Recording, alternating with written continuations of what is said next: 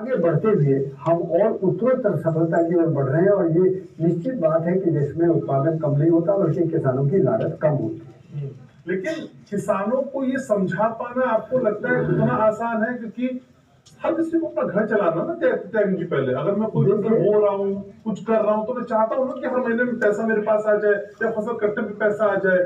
एक वो रिस्क लेने के लिए प्राकृतिक खेती के साथ किसान तैयार दिखाई देता है क्या? क्योंकि आंकड़ा ये बताता है कि प्राकृतिक खेती से मिलने वाली फसल को तो लोग चाहते हैं, उत्पादन तो चाह रहे हैं उपभोग के तौर पे करना, लेकिन उसको करने वाले लोग बहुत कम है अभी भी।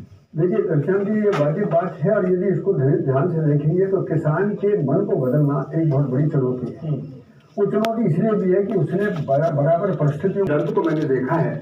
तो मुझे ये कहने में कोई गुरेज नहीं है कि किसानों के मन को बदलने के लिए हमको कहीं ना कहीं राष्ट्रीय स्तर पर अपनी कार्य योजनाओं का स्वरूप बदलना होगा, अपनी नीति बदलनी होगी।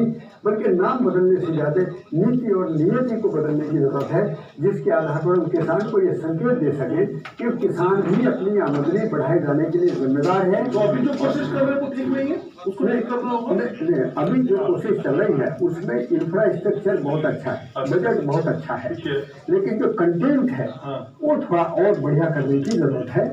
क्योंकि उसमें बहुत सारी चीजों को, जैसे बीआरसी सेंटर्स खोले गए, लेकिन बीआरसी सेंटर्स में जो उनका साइंटिफिक वैलिडेशन होना कि जो इनपुट बनाई गई वो इनपुट वाकई में किसानों के लिए बहुत उपयोगी है। और दूसरी बात, किसान उसको सरलता में कैसे प्रयोग करेंगे।